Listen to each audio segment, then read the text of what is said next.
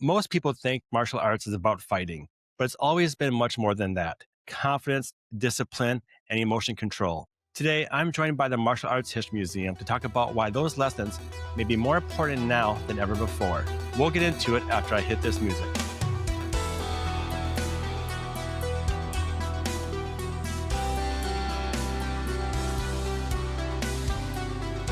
Joining me this week is the Martial Arts History Museum founder, Michael Matsuda. Michael, thank you so much for coming on today. Thank you so much for having me on. Yes. And if you want to know anything about the martial arts, this is the guy to talk to. I think you probably met them all, haven't you? All the legends Yeah, just about in this everybody. area, just Doing about it for everybody. over 60 years, you meet everybody. That's insane.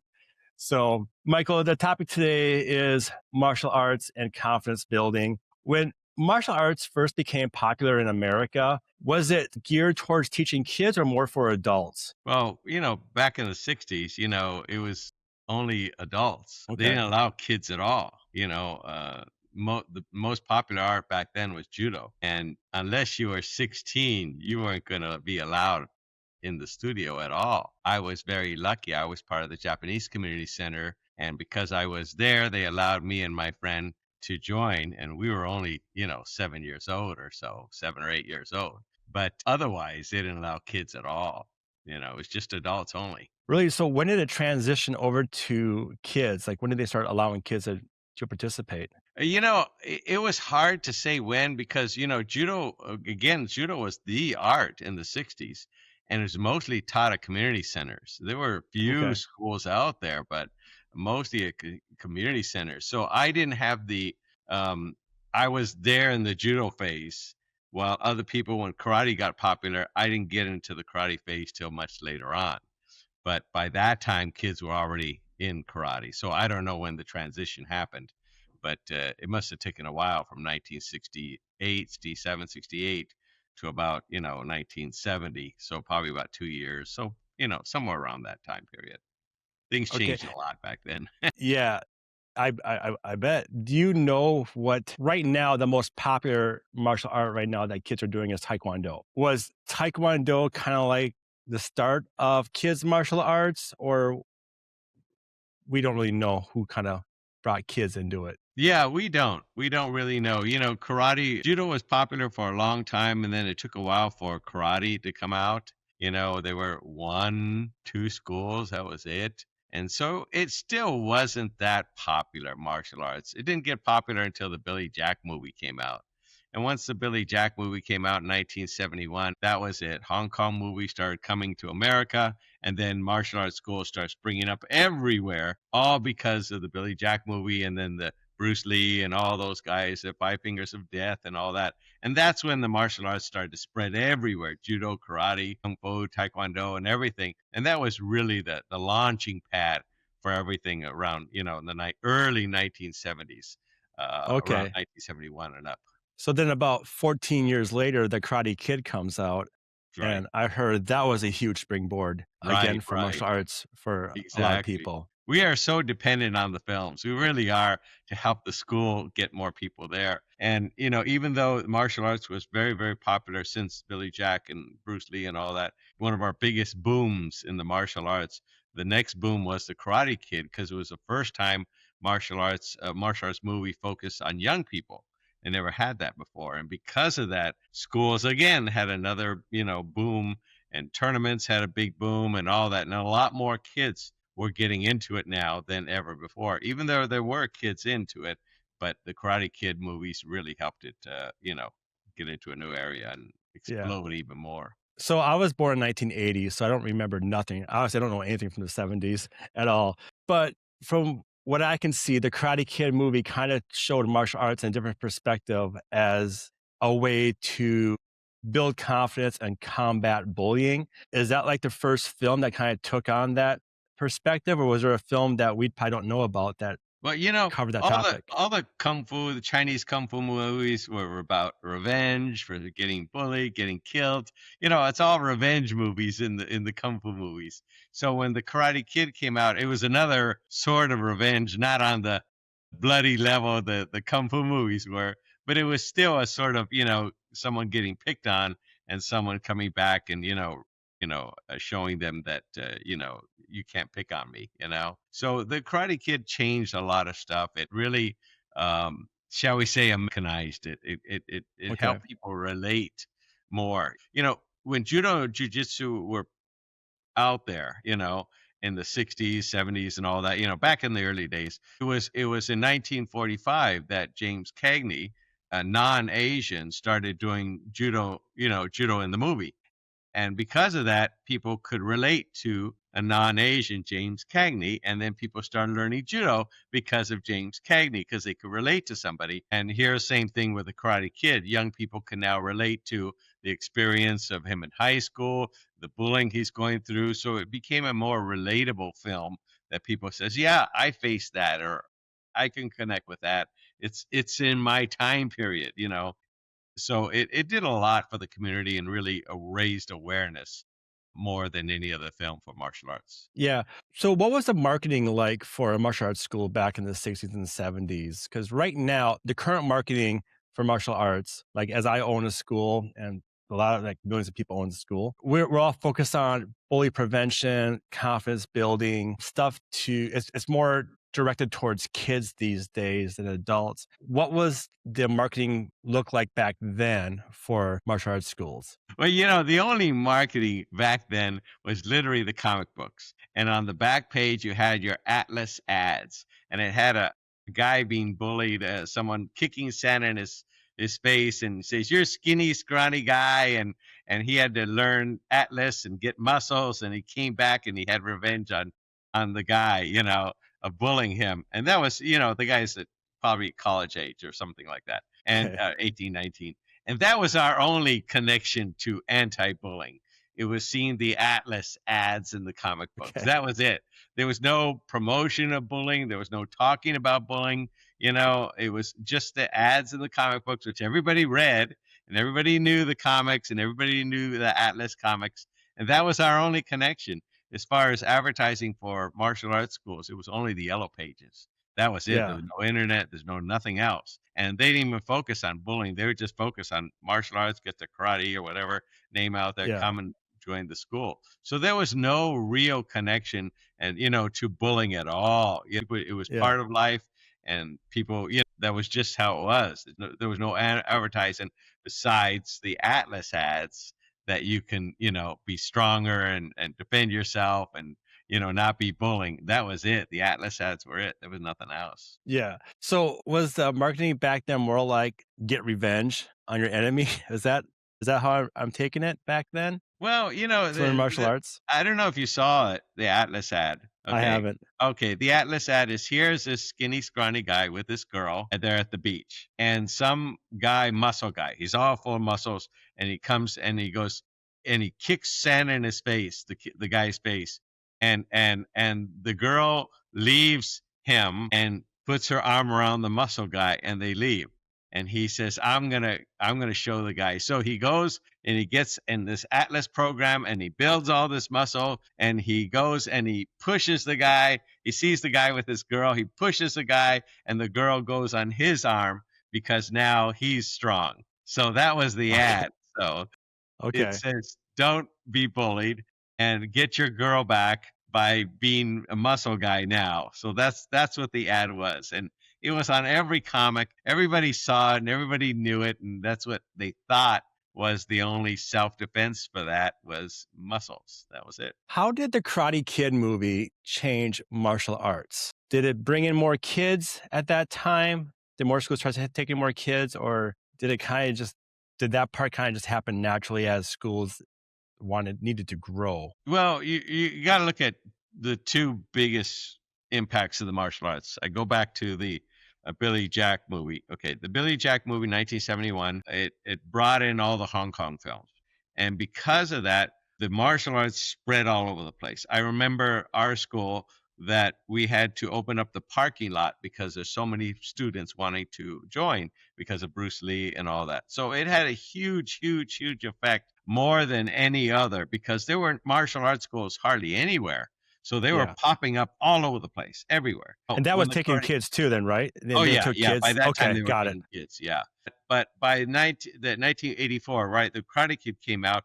There were already kids, there were already tournaments, all the stuff was already going on. I was already throwing tournaments back then. So tournaments were a big thing, but it was mostly adults in the tournament. There were kids. They were still kids. So kids were all still going. Kids were going part of it. The kids were, martial arts kids were in tournaments and all that. But the Karate Kid allowed more kids to be aware of it. Most people just weren't even aware of karate tournaments at all. Nobody even heard of it unless you did martial arts. So now it opened that to a lot more people and kids who have never done martial arts say, "Oh, I want to learn that. I want to do like Ralph Macchio.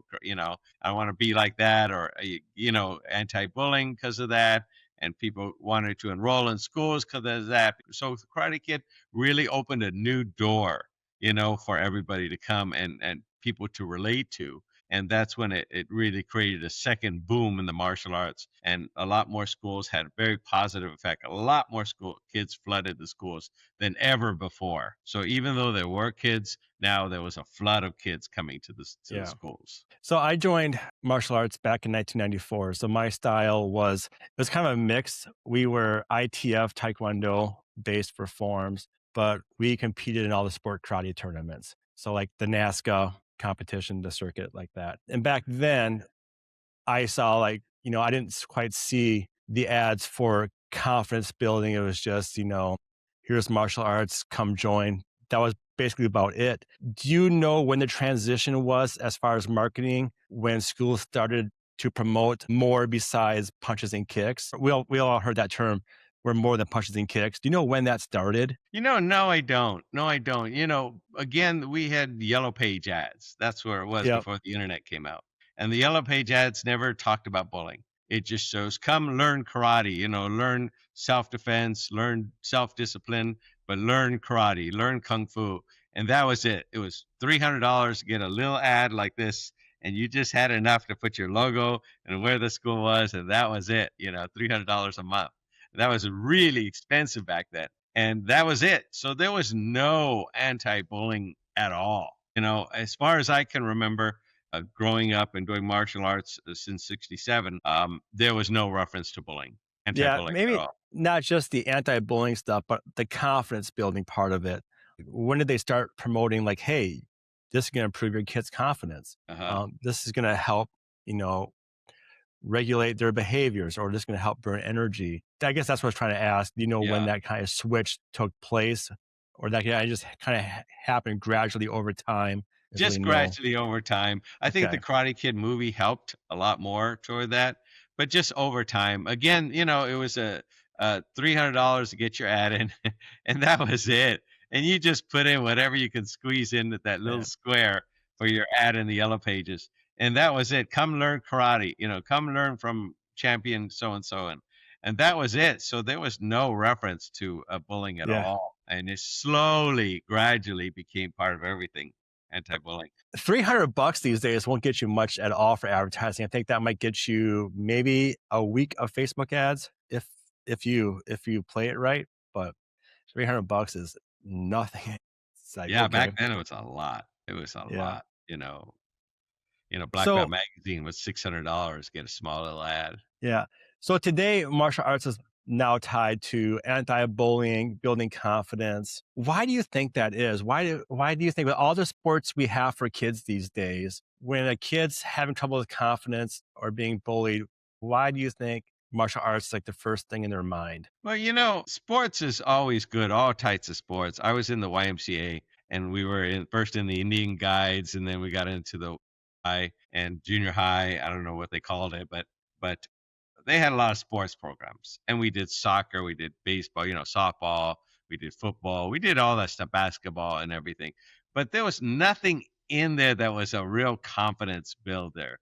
I was terrible at basketball. I was lackluster at softball. I was okay at softball, but there was nothing in the, it was good for teamwork and that was good, but there was nothing in there for confidence. Hmm. Maybe you could hit the ball better and you get a little more confidence that way, but it never had anything. And when I grew up, my dad was the head of the club of the YMCA because there were different clubs in the YMCA, and he was the head of the club called the Stingrays. and that was the head of the club. And I was the leader's son. And as the leader's son, I got picked on by everybody else in the group, because Yeah. I was the leader's son. And also because that whenever we went to the game, so like a soccer game and all that, back then, we're talking the 60s, the parents just dropped you off. Nobody stayed. Not like today. They just dumped you there at the field, and my dad would drive them there or meet them there. And then when they would score a touchdown or something like that, and they looked to the crowd for their parents to be cheering them, there's no parents there. It was only my dad, the coach, cheering Yeah. them. So because of that, when I made a goal or something, my dad would cheer, and they got very jealous of that because there was nobody cheering for them. So they took it out on me. So I Okay. was the one being bullied in my own club that my dad was the head of. I was the one being picked on. So I there was nothing in there for me to defend myself. My dad just let it go. He didn't say a single word. I was picked on all the time. When our grade came up to leave that group, I laughed. Period. I don't want Yeah. nothing to do with it because my dad never defended me, and there was nothing in the sports that helped me get confidence. There was nothing in there that prevented these guys from chasing me and knocking me down and picking on me. There was nothing in there. So that's why I think it's important in martial arts, even though there are other sports that build confidence in different ways. I think the martial arts is the best thing in the world, bar none. I think everybody should learn martial arts. And I think that, that the only way we can really face anti bullying, the best way to face bullying is through martial arts, period. Yep, I 100% agree with that because my experience when I was in 7th grade, I took, baseball up, and I stunk at baseball. I couldn't swing the bat as well, I couldn't hit the ball. Back then, it's like I was just learning my first time playing baseball was in 7th grade. Since I wasn't good, I sat on the bench. How is that gonna help my confidence? The kids who are good, they went to baseball camp. Their parents could afford stuff like that. My parents couldn't afford that extra training. I was supposed to learn baseball through junior high, but at that level, you're already supposed to know how to play the game. They're not there to coach you. They were there to say, hey, you don't know how to play this? Well, you're on the bench if we need you. And that's where I sat. And still to this day, if you want to make a team like varsity or junior varsity, whatever, you have to be at an elite level in your school in order to make that team. How does that help a kid build confidence? Now, people are going to say, well, that's going to build grit and determination. That's great. But some kids have access to tools that other kids don't. So I might get some hate for saying this, but if you're well off, you can pay for extra training and stuff. If you're not well off, you can't get that extra training because it's too expensive. When martial arts comes into it, martial arts is not about a team. It's about you. It doesn't matter if you stink at it right away. You take your time and you get better over time. There's no pressure for you to make a team. And that's what I love about martial arts. That's why I thrived in it because I didn't have to be good at something right away. Everybody starts at the same level. You start at white belt, no matter what style you went to. If I go learn a new style of martial arts, I'm back to a white belt. It doesn't matter where you're at. Everybody starts at the baseline. And I think when people call for prices, whatever, they compare, like, let's say 5-year-old kids. 5-year-old kids, if they're playing T-ball, they're just having fun, swinging the bat. No, it's not too serious. It's just for them to get experience. So that could cost 50, $60 for like 8 weeks, whatever. Martial arts, that might cost between 125 to 250, for the lessons for a 5-year-old. But martial arts has more substance, though. We're actually going to teach your child the basic foundations from day one, no matter where they are in their life. And that's what I like about martial arts is that everybody is treated the same at the Yeah. beginning level, where the other sports is, well, if you didn't learn at that time, it's almost like it's too late. It seems like to get caught up.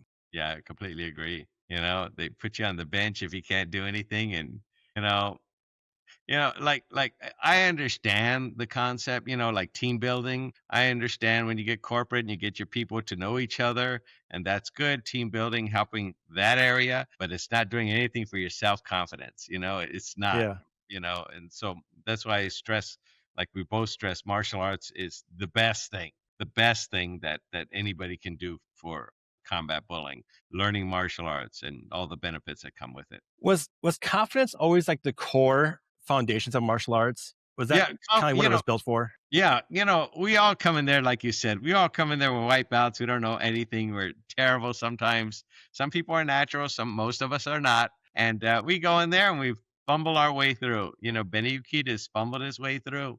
All these guys who later became a big champion. All these guys start off, with fumbling their way through.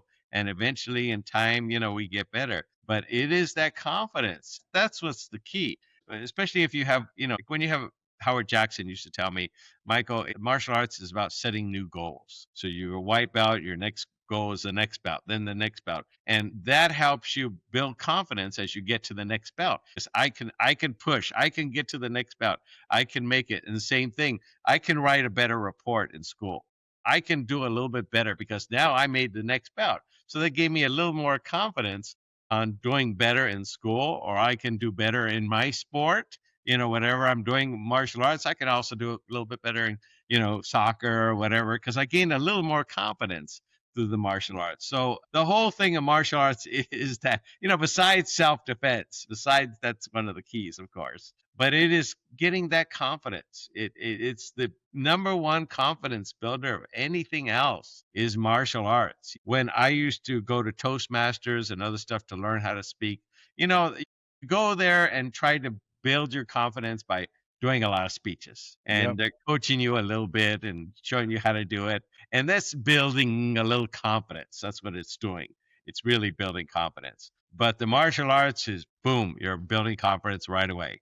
You're learning how to kick a little better. You're feeling better about your moves. You're getting to the next bout level. You're now improving, getting a little bit better. May take you more time or less time, whatever, but you're building that confidence as you go along. So that's what's the key to it. Besides learning the movements, those movements help you build that confidence. So confidence is the main thing.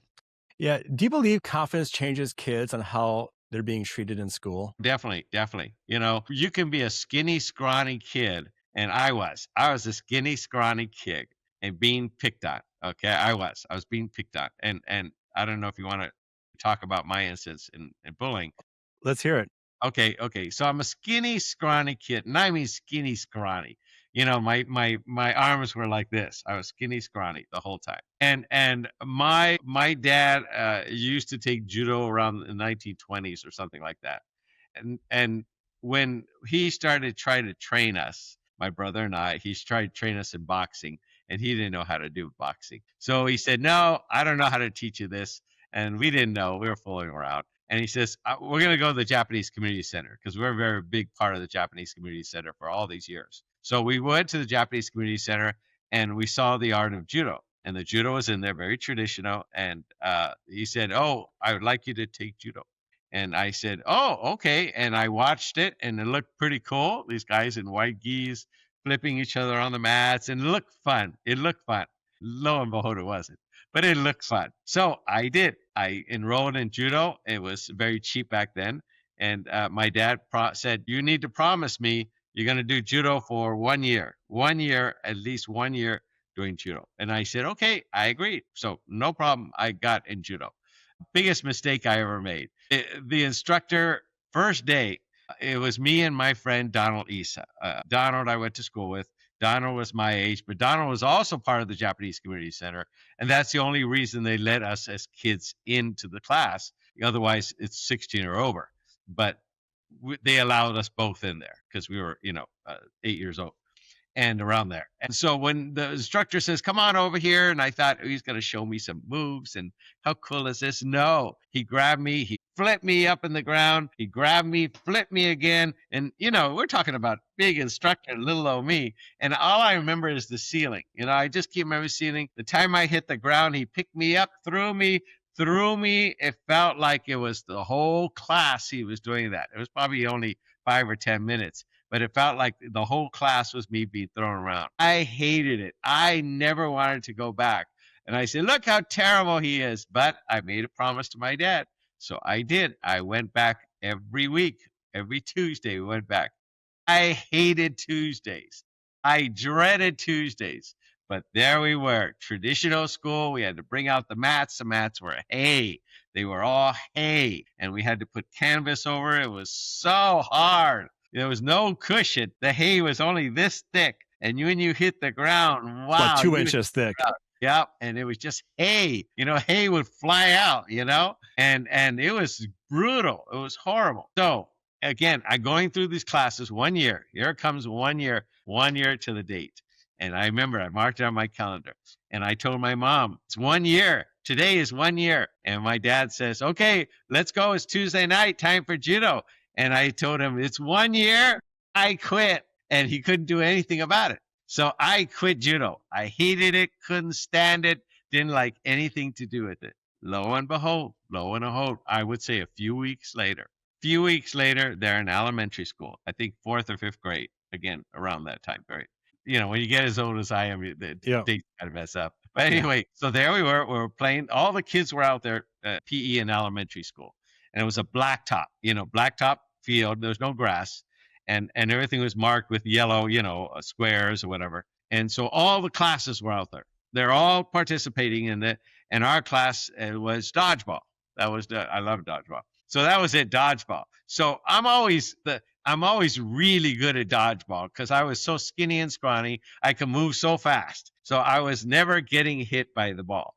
So here it goes. All the kids are eliminated except me and one other guy. And there we go, going back and forth. And then there was this bully, and his name was, I won't say his name, Michael Campbell. And Michael Campbell would bully all the kids. He was this blondish white haired guy, kind of blondish kid, and he was a little bit bigger than most of us. That's why he could bully us. And he would jump on our back. So if we're kind of leaning forward, he'd jump on our back and he'd go like this, and kind of knock you down. And he'd scream and laugh at you and knock you down all the time. And that's what he was doing to everybody. And so it was my turn. He never bullied me, but I knew who he was. I didn't do anything to him. And there I was playing soccer, waiting for my turn, them ready to throw the ball at me. And there he goes. He jumps on my back and he starts screaming. And he's going like this. Time my back, I grab his arm. I leaned forward and I did a judo flip. I forget what it's called. It's been so long. I did a judo flip here. He fell, boom, right on his back. The whole school saw it. They all applauded like crazy. Michael Campbell was like this, and then he got up and he goes, I slipped. And they said, no, you didn't. And they were all cheering me. And at that moment, I knew that's it. Martial arts is going to be part of my life from now on. Not judo, but martial arts is going to be part of my life because all of a sudden I confronted the bully. Yeah. I automatically, I didn't even think about it. I can remember it to this day. I didn't even think about what I was doing. I automatically flipped him. I hit my hips up. I did it the proper way, exactly how we did in class. And I knocked him to the ground. And he never picked on me ever since. And I knew that point on, I was not going to be bullied anymore. That was it. And that really built my confidence. It really built my Yeah. confidence, knowing that I was able to confront that bully. And even though I wasn't doing martial arts at that time, I had the confidence to know I could confront him and anybody else that would bully me. I gained in just that split second, I gained the confidence that I learned through the whole time in martial arts. It all came boom right there. The Yep. confidence came in. It came later on. It That's was awesome. like a click. There it was. Confidence was turned on, and for the rest of my life, that confidence switch was on the whole time. One thing I liked what you said is that you promised your dad you'd try for 1 year. It was hard. You wanted to quit. And as a school owner myself, and many other people can relate to this as martial arts school owners, when things get hard in today in martial arts, when kids want to quit, guess what the parents do? They let them quit. And it's one of the hardest things when you work with kids, especially when they come in for confidence, when things get tough, that's when the confidence training starts, is when things start to get tough. Because now here's the work. Here's the work now. Yeah. Now we got to teach these kids confidence. But so many kids, they start like martial arts and they quit because it got too hard. When you wanted to quit on those days, because obviously in my school, we're not throwing kids around up and down like you were getting thrown. what was what was life, I guess, like for you as a kid? Yeah, obviously, we didn't have tablets, we didn't have, all that stuff to distract you. Like, was it just because that promise alone you made to your dad that you went to class every day, or what else had to get you there? No, it was the promise. It was the promise. Okay, I do my best to always keep my promises all the time, even today. If I make a promise, I do it. I always do. And that's what kept me. I made a promise to my dad and I was going to fulfill that promise. Period. I didn't even think about it. Even though I wanted to quit every week, I didn't. And I didn't say, I don't want to do this, I don't want to go, I went because I made a yeah, promise to him and I respected him that much. And that's what I did. So, you know, I love it. And how old were you again at that time? You were like, what, 3rd grade? It's been so long for you, I 4th or guess. 5th grade. 4th to 5th grade. Yeah, I forget, That's maybe amazing. 8 or 9 around there, somewhere in that time period. I forget. Yeah, It's kinda crashed, you know, yeah, somewhere in that time period.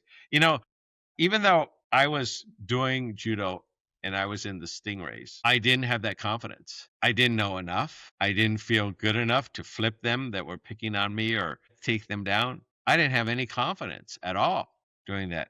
I didn't gain the confidence till I confronted the bully. But yeah. even though I was taking the art, I didn't have any confidence at all. Nothing.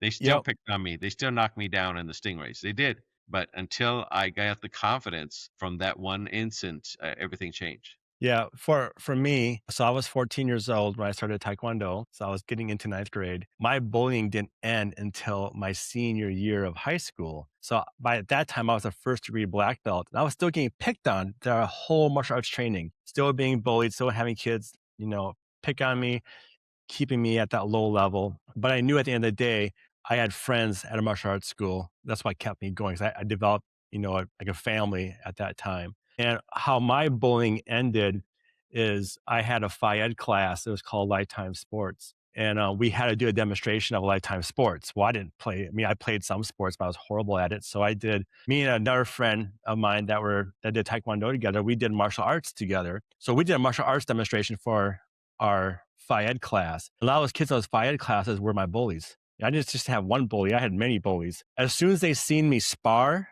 break boards, do my form, that was it. They stopped messing with me. They actually congratulated me after the demonstration. They thought that was the coolest thing they ever saw. But the bullying stopped. My Wow. confidence started up at that time. And I think a lot of people are impatient these days, especially with martial arts. My kid's been coming here for a year. Confidence hasn't been built up yet. Every kid takes time. There's got to be that moment. Yeah, I agree. And You know, when even though I had done judo, there was when I got into kung fu that was closer to high school, junior high and high school, and I loved it. I loved kung fu. I loved it so much. I practiced in the morning. I practiced at lunch. I practiced after school. I practiced before school. Then before the actual kung fu class, practiced at the kung fu class. Then after class, I was obsessed with kung fu. And when I got into junior high, high school, everybody saw that. Everybody saw how obsessed I was, and I was doing it right there. I was doing the forms. I was doing all that stuff right there in front of everybody, and I was never picked on again, ever picked on since from that judo incident. I was never picked on, but even though I gained confidence when I flipped Michael Campbell, I gained a lot more confidence when I started doing kung fu because I loved it. Judo I couldn't stand, but I loved kung fu.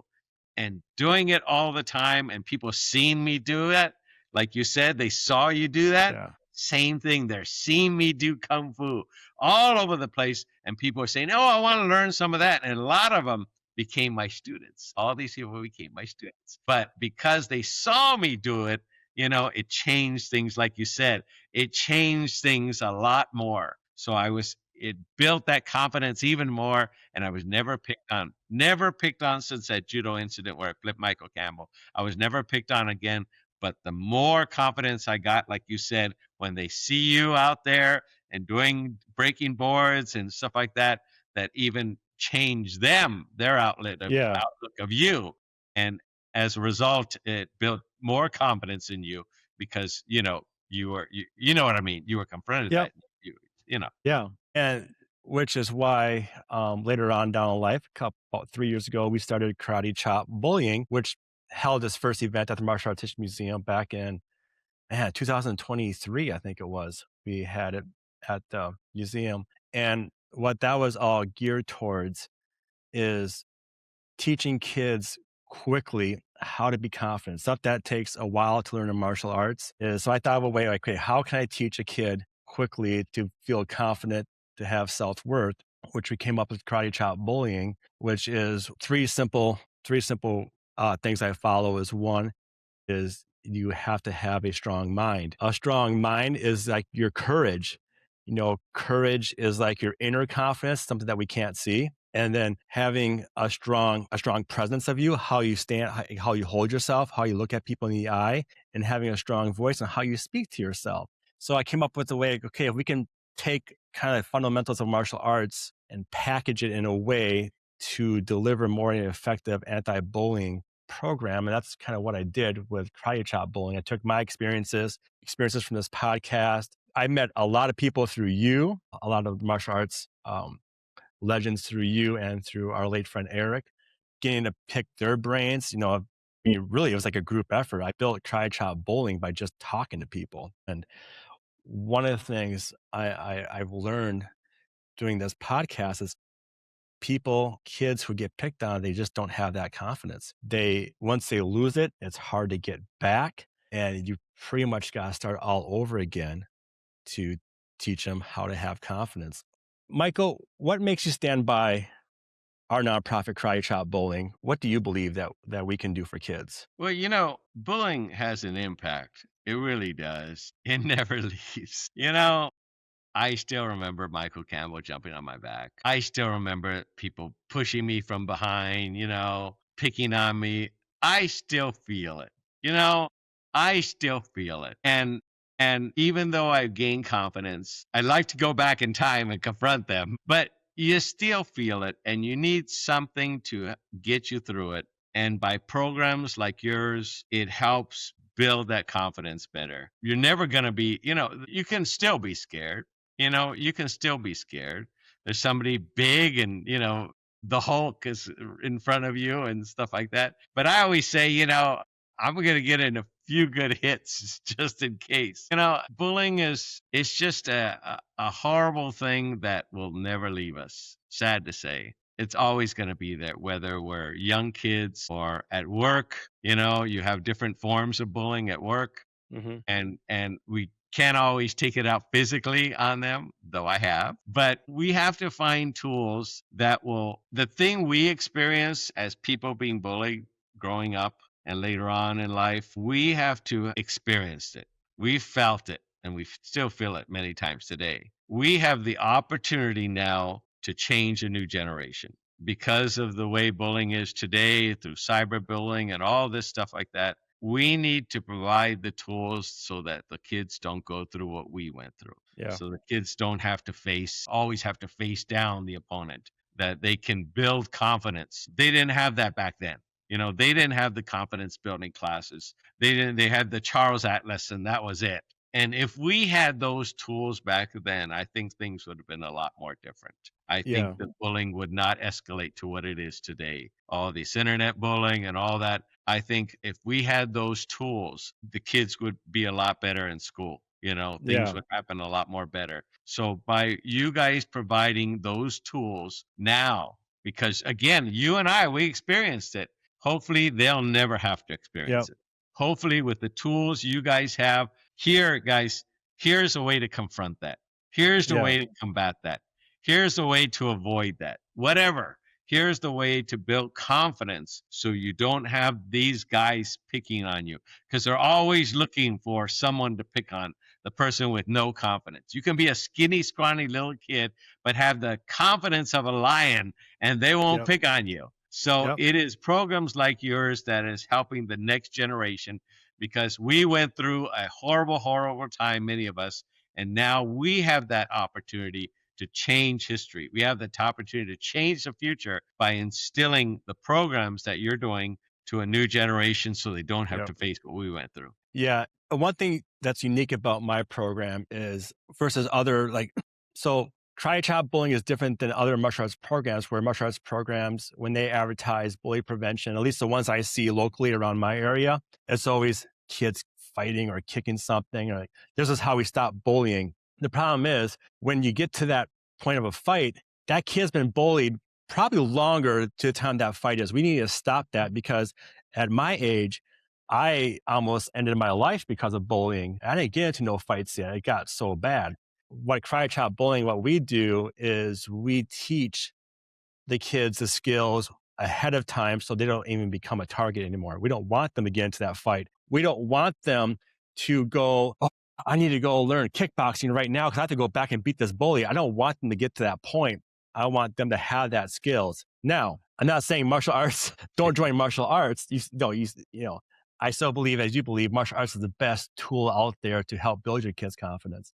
But I want to get kids set up so they don't have to have that feeling. And what's nice about martial arts, there's so many styles that kids can adapt to, and especially if they play like basketball. If your kid plays basketball, sport karate would be really great for them because sport karate is all about timing and quick angles and quick shots. When you play basketball, it's the same way. You got to move quickly. They all work together. Martial arts is pretty, I believe is like the solution to a lot of problems for kids, and they can still do their other activities because they're just going to excel at that activity as well because you can get that same training in martial arts. But Exactly. It's like yeah, if there was a school of confidence, yeah, that would be great, but there's none.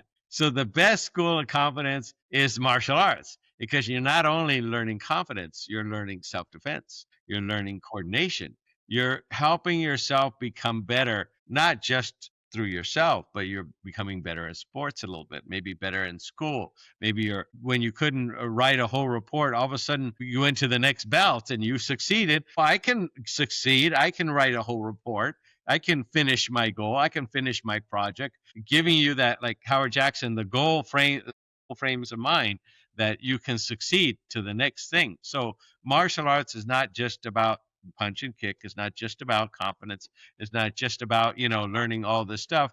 It's also building that different frame of mind, succeeding, becoming better. If I can be a yellow belt and become a green belt, I can do this project. I can finish building this thing for school. I can do something. I can, practice hitting the ball. I can build that confidence in me, then not just as far as anti-bullying, but it could be that confidence to succeed, to succeed in life, to better myself, to reach for that goal, to keep reaching. You never reach the end of the goal. You keep adding new goals. yeah, Same thing in martial arts. Yellow belt, you get your green belt, whatever. You continue setting those new goals, beating those goals, and then setting the next one. So the same thing, martial arts brings that confidence to set new goals. It brings that yeah, confidence to face bullying. It brings that confidence to get better, become a better person. The martial arts, and that's what the martial arts is all about. Is as one big whole is to become a better yeah, person in everything through the martial arts, and that's our goal to become better people. And we gain all this stuff along the way. yeah. And I love that because right now a lot of sports out there, it's if you're not good, you're not good. And if you want to be good, go pay more money to go to this camp or go hire this coach or trainer. Martial arts, you don't need to do that. You just go to your school and you find the instructor that works best for you. Not every instructor is probably the best for each, student, which is fine.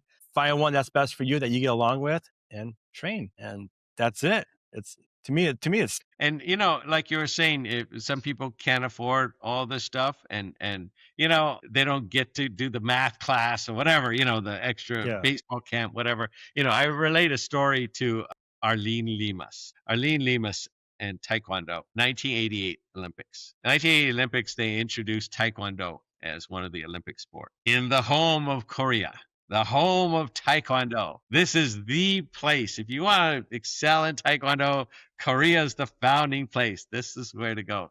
And here is an American, a Hispanic, Arlene Limas, trained in America, trained with American schools. And there she was on the Olympic floor fighting a Korean Taekwondo artist, someone who grew up in the art, the foundation of the art, everything you learn from Korea. And there went Arlene Limas. And who won the fight? Arlene Limas amen. beat the Taekwondo expert from Korea and won the gold medal. Our person That's worked awesome. hard and beat them. Granted, we got to work harder. Granted, we got to work harder, but we can succeed. We Yeah. can I succeed. love that. Michael, if you could give one message to parents raising kids today, what would it be? I would tell them all to find a martial arts school. Get a school, look around, find the school that your kids you feel comfortable with. Every martial art is great. Every martial art works, but every martial art might not be for your kid. You need to find what that kid likes. If he likes grappling and wrestling, there's an art. If he likes, more fluid movements, there's an art. If he likes straightforward moving and kicking, there's an art. If he likes a lot of kicking, there's an art for him. Look around, find a school that you feel your kid will learn from, be comfortable in, and not like me, not want to go to class every Yeah. Tuesday. I didn't want to go, but I went, hated it. But if it would have been a kung fu class, I would have still been in that class. Yeah. Find a school that your kids will enjoy and not dread going. The more they enjoy it, the longer they'll stay. Even Yeah. when it gets hard, their friends are learning it, their friends are succeeding it. Your peers mean a lot. And when you're there in the class and both of you succeed and your friends succeed, you succeed as well. So find a school that your kid's going to have a good rapport with, that the kids are going to have fun, the kids are going to learn. That's what I say. Get them enrolled in a martial arts school, but find a school that they would really love. And that way they'll stick it out even through the hard times. And if you don't know what martial arts going to be best for your kids, we're lucky in America to have the one and only martial arts history museum in the whole world. You can go down to Glendale, That's a nice California. transition. Yes, you can go to Glendale, California, and you could check out all the styles of martial arts and talk to Michael Matsuda, ask him a ton of questions, learn. You can actually find out what martial art might be the best for your child as well, because you have it all at your Yep, yep. museum. When Bruce Lee was fighting, had a big fight, you know what I'm talking about. And when he was fighting this guy, he was doing the art of Wing Chun, a very wonderful martial art.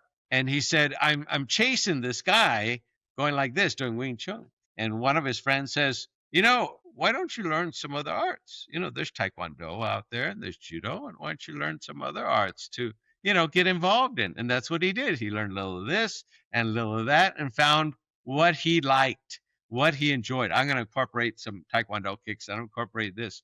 So you got to find what you like. You got to find what you like, what fits you, and that way you'll keep going. You don't want to be in a school like I was in that you dread it every week going. Find something you enjoy and have fun with, but in the process, you're going to learn to build confidence. It comes with it. It comes with it. It really does. So I encourage every parent to take your kid to a martial arts school, learn about different things, learn the martial arts. And if you have a program like your program, get into that. Find a program that you can work with, find that something that your kid will enjoy. And, that way you can confront all this stuff way ahead of time. It doesn't have to happen. You don't have to have that bullying on you. There's programs now like yours that can help prevent that even happening. Yep.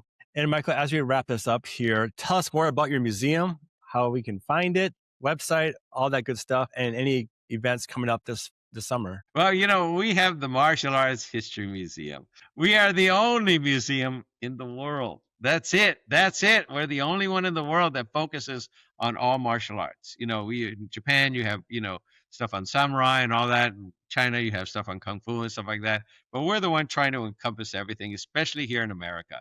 Martial arts isn't that old in America, maybe 100 years or so old in America. I know a lot of us are still here like me, but it's not that old in America. And I think it's important that we see the impact that martial arts made in America and how it changed America and how it changed our movies and changed our comic books and changed all of this. And it had a positive influence on American history. And I think it's important that people learn that. They learn about the sacrifices that were made, how people were bullied when they came to America and brought the arts here. They faced prejudice and racism, but yet they brought their arts to America. And I think it's important that people learn that. Like they learn about the history of Benny Urquidez, a little kid who grew up to be one of the greatest champions of all time. They get to learn about these kids or these people and how people succeeded. And they can learn how anyone can succeed. Anyone, it doesn't matter who they are, they can succeed. And I think it's important that they learn that. And here at the museum, they learn about that. They learn about our history. They learn the impact it made in America. And I think it's a wonderful thing for people to enjoy.